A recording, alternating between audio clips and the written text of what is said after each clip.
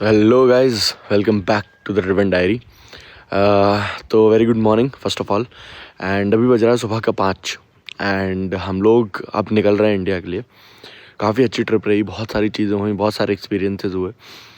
वो सब मैं आपके साथ शेयर करूँगा बारी बारी से। एंड अगर आप प्रॉपर व्लॉग्स देख रहे हैं तो काफ़ी सारी चीज़ें आपको ऑलरेडी पता है।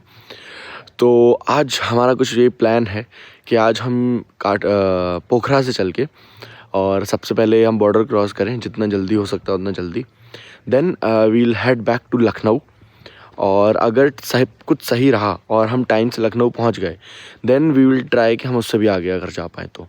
बट फॉग यहाँ पर बहुत ज़्यादा है। अभी सुबह नेपाल में भी it could be because of the lake और it could be the temperature. अभी 60 डिग्री सेल्सियस है। तो हम यहाँ से निकल रहे हैं, तो रास्ते में आपसे बात भी करते हुए चलते हैं एंड आपको स्टैट्स बताएंगे कि भाई अगर हम यहाँ से वापस जा रहे हैं पोखरा से टिल दिल्ली तो हमें कितना चार्ज लगता है एंड क्या हमारा AEC होता है। तो उसके लिए बी कंसिस्टेंट। और भी कुछ सारी चीज़ें हैं, शायद हम रास्ते में लुम्बिनी भी घूमें, but it's highly subjective to the time. अगर टाइम अलाउ किया तो ही हम जाएंगे, अदर देन दैट हम नहीं जाएंगे। तो चलिए चलते हैं एंड सबसे पहले आपको स्टैट्स दिखाते हैं एंड लेट्स गो। तो भाई ये हमारे कुछ स्टैट्स। ट्रिप भी अभी हमारी है 59.2। इसको हम अभी कर लेते हैं रीसेट।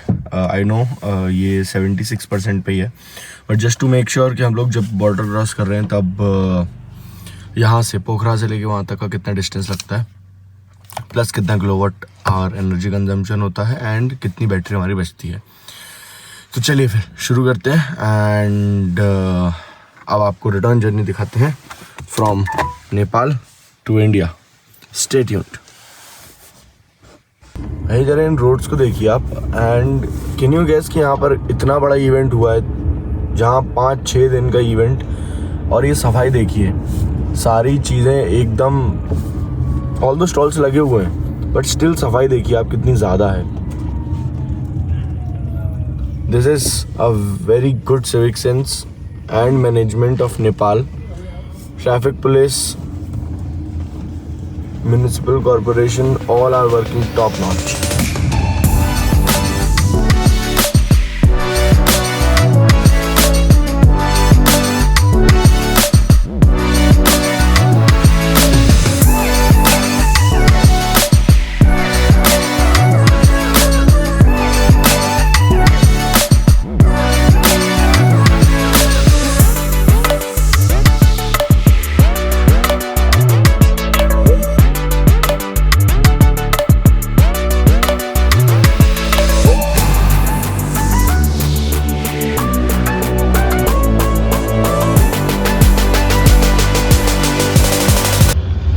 हेलो गाइस, तो हम लोग चलाए थे गाड़ी लगभग 80-90 या 100 किलोमीटर के आसपास गाड़ी चलाई थी।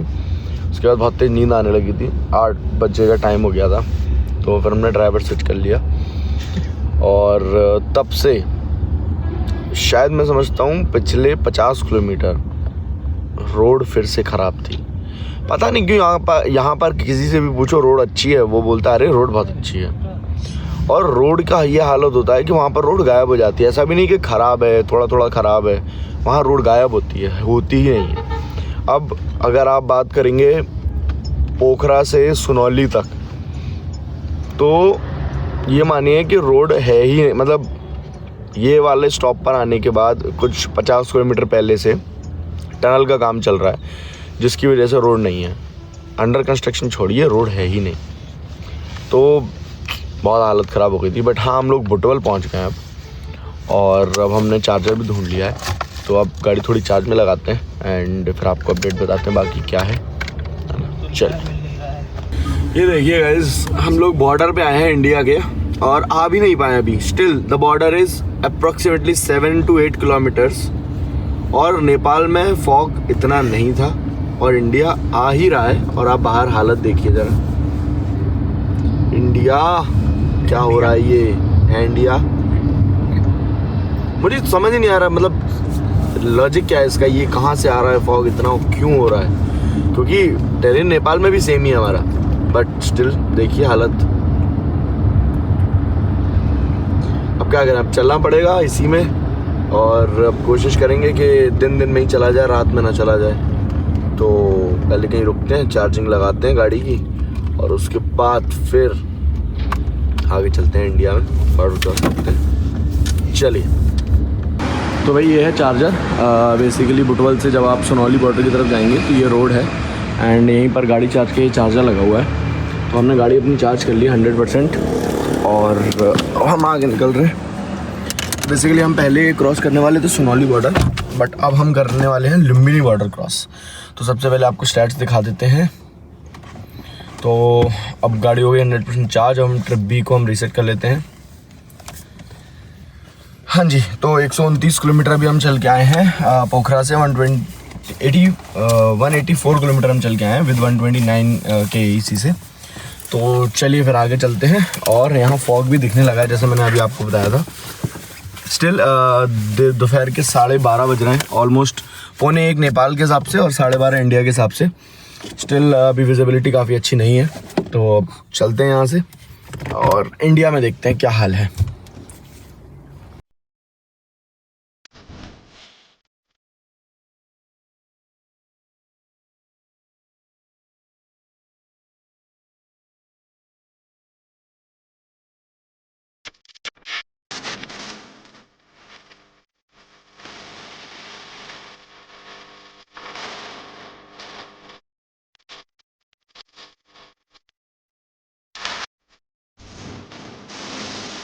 तो भाई हम लोग आ गए लुम्बिनी बॉर्डर पर, और अभी जस्ट हमारा भंसार चेक हुआ है।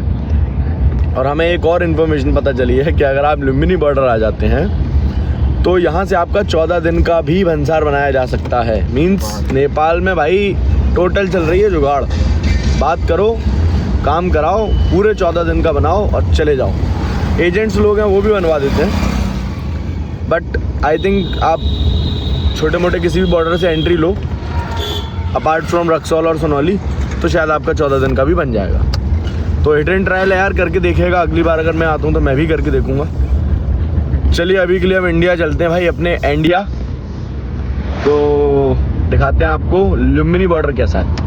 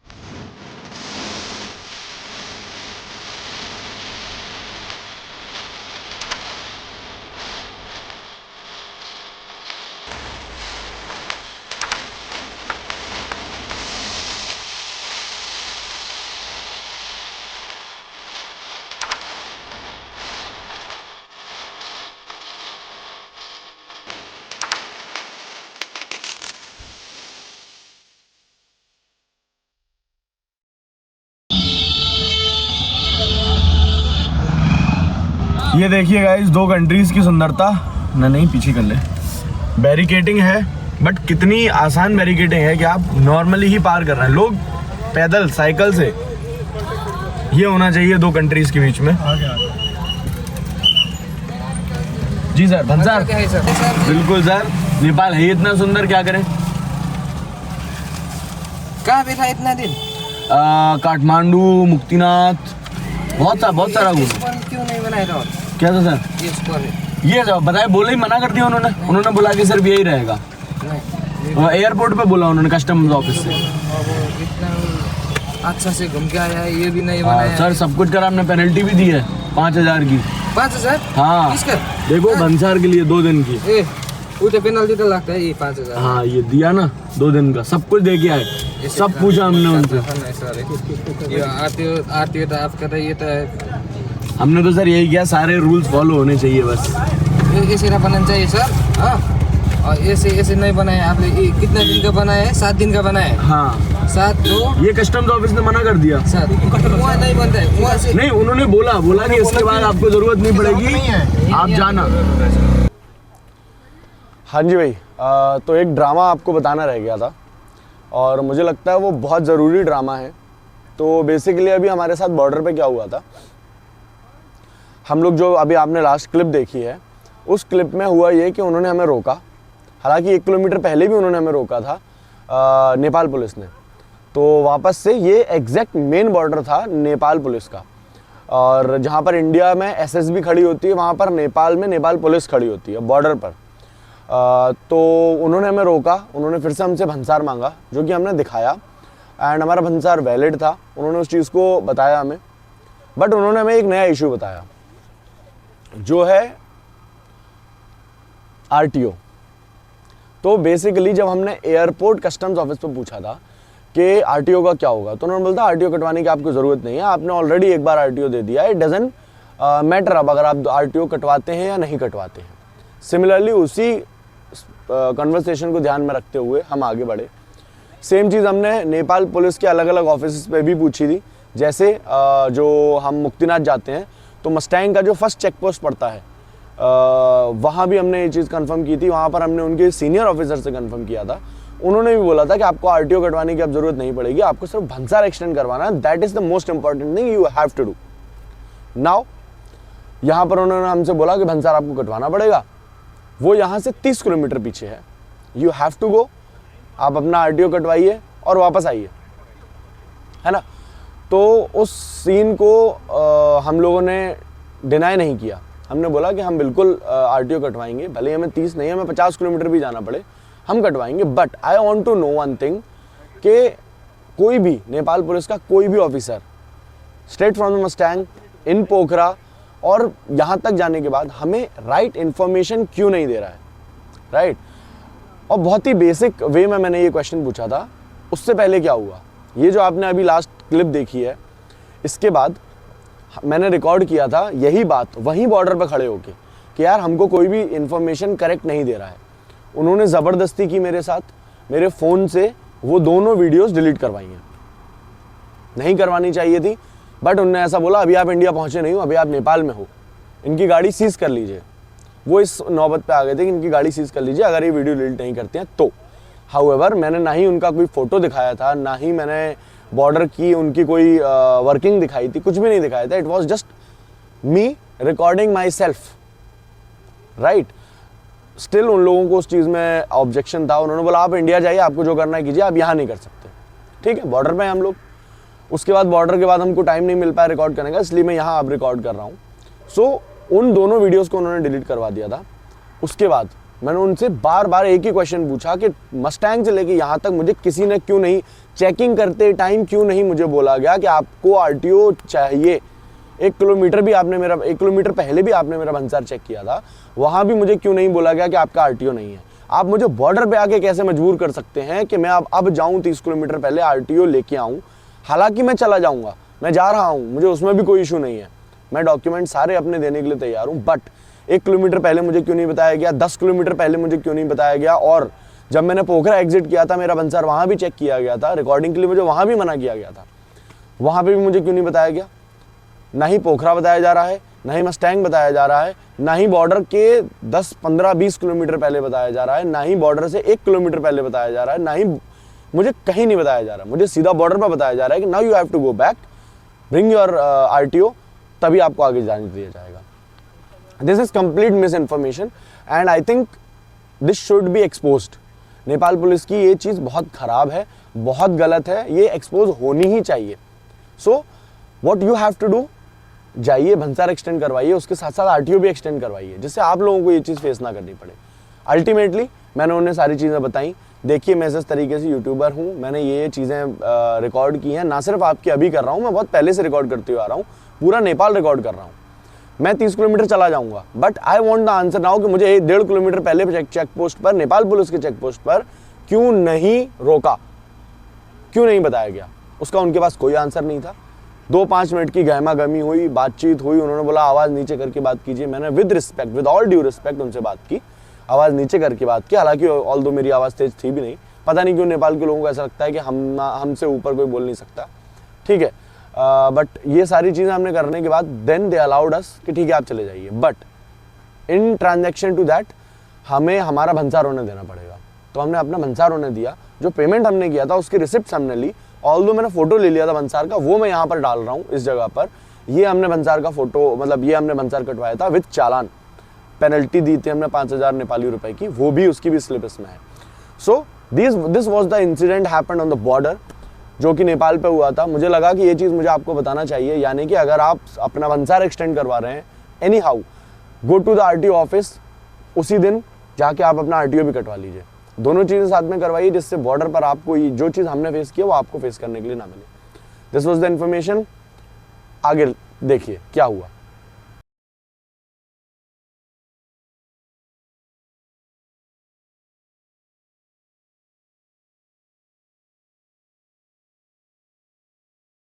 ये देखिए भाई हमारा भारत।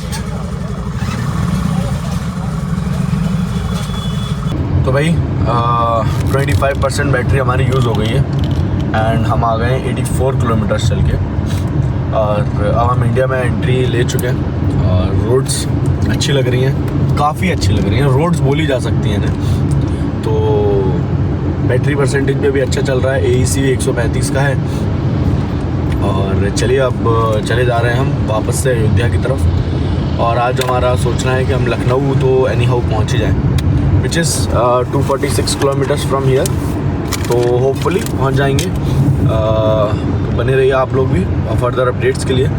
हमें चार्ज करना पड़ता है या नहीं करना पड़ता है, आइडियली 75% है और 250 किलोमीटर हमें जाना है। आइडियली हमें नहीं करना पड़ेगा चार्ज, बट देखते हैं क्या स्टेटस रहता है एंड कैसा बैटरी परफॉर्म करती है। So stay tuned. तो भाई हम लोग आ गए हैं अयोध्या पर, मतलब अयोध्या हमने क्रॉस कर दिया बेसिकली, और जस्ट ही क्रॉस किया है एंड हमने लगा दिया गाड़ी अपनी चार्ज में। ये देखिए ये हमने अभी चार्जिंग में लगा दी है। और अगर मैं स्टैट्स आपको बताऊं, क्योंकि शायद अभी ओडोमीटर नहीं आएगा, एक बार ट्राई करते हैं। तो 37% बैटरी बची हुई थी, हमने 37 पे लगाई है एंड हम लोग अभी 215 किलोमीटर चल के आए हैं इन 63%, तो विच इज़ गुड। क्योंकि अभी 37 बची थी, यानी 7 किलोमीटर का 20 वो, और 30% में 100, यानी लगभग ये 340 की रेंज हमें अभी दे रही थी। तो ठीक है, अभी एवरेज एनर्जी कंजम्पशन तो नहीं दिखाएगा, बट कोई नहीं, अभी हम चार्ज कर लेते हैं। हमने सिर्फ 20 मिनट का टाइमर लगाया है चार्जिंग में, बिकॉज हम लोग अभी यहाँ से जल्दी निकले क्योंकि हमें पहुँचना है लखनऊ। सो बेसिकली हमारा ये प्लान है कि अभी हम नाइट स्टे करें लखनऊ में एंड फिर हम सोचेंगे क्या करना है आगे, कैसे निकलना है। कल सुबह अर्ली मॉर्निंग निकलना है या फिर ठीक टाइम से निकल जाएंगे, तो वो करते हैं। और अभी चलते हैं, थोड़ा फ्रेशन अप होते हैं और फिर निकलते हैं यहाँ से। 20 मिनट का चार्जिंग टाइम देकर देन लखनऊ में मिलते हैं। चलिए गाइस, ये देखिए ये है हमारे लोकेशन और इन्हें पता लग गया है कि हम जा रहे हैं लखनऊ। तो इन्होंने पता वता करके सब जगह से, और ये ढूंढा है कि Lucknow is famous for food, तो इन्होंने पूरी फूड की आइटनरी बनाई है। आप उसको आइटनरी बोले हैं ईटनरी बोले, तो हम ईटनरी बोल रहे हैं भाई। इन्होंने एक ईटनरी बनाई है और ये इतनी देर से देखिए यही काम कर रहे हैं। और ये हमारे ड्राइवर भैया को ये बोल रहे हैं कि जल्दी चलाइए। तो गाइस हम लोग लखनऊ पहुंच चुके हैं और भैया जी हमारे साथ हैं। क्या बात है। अब हमने अपनी इलेक्ट्रिक छोड़ दी है, भैया जी की इलेक्ट्रिक में आ गए हैं टाइलैंड। और भैया जी हमको लेके जा रहे हैं। भैया जी हजरतगंज में कहाँ ले जा रहे हैं आप हमें? 1 रुपए के 30 पानी के बतासे खिलाने। भैया जी स्माइल। टाइलैंड भाई साहब, 1 रुपया के 3, 10 रुपया के 30, 1 रुपए के 30, 1 रुपया के 30। हाँ। ओहो, तो भाई अब हमने भाई को ले लिया है। भाई हमको लखनऊ का फेमस खाना खिला रहे हैं। चाट खिलाएंगे, बतासे खिलाएंगे पानी के, हाँ। और जलवा कराएंगे। और पैसे मेरी तरफ से लीजिए भाई, पैसे भैया की तरफ से हैं। ऐसे ही नहीं, लखनऊ नवाबों का शहर। तो हम एक काम करेंगे, अगर आप लोग लखनऊ आइएगा कभी तो हम भैया जी का नंबर डाल देंगे, भैया जी को फोन कीजिएगा, हम पूरा लखनऊ घुमाएंगे और आपको वो चीजें खिलाएंगे जो आप किसी और से यूट्यूब वीडियो देख के नहीं खा सकते। एक भी पैसा नहीं पड़ेगा। लीजिए। और भैया जी लखनऊ से हैं तो लोकल खाना सबसे अच्छा भैया जी जानते हैं। तो बने रहिए सब लोग, हम दिखाते हैं आपको हम क्या क्या खाएंगे और कहाँ तक भैया जी हमको क्या क्या खिलाते हैं। चलिए फिर।